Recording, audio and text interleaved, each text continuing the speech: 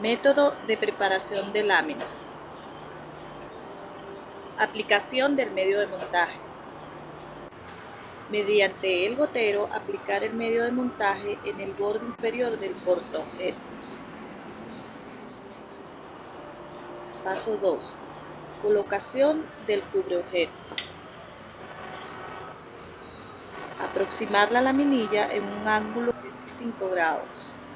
Bajarlo hacia el portaobjeto aplicando un movimiento de vaivén, a fin de expulsar el aire y dispersar el medio uniformemente.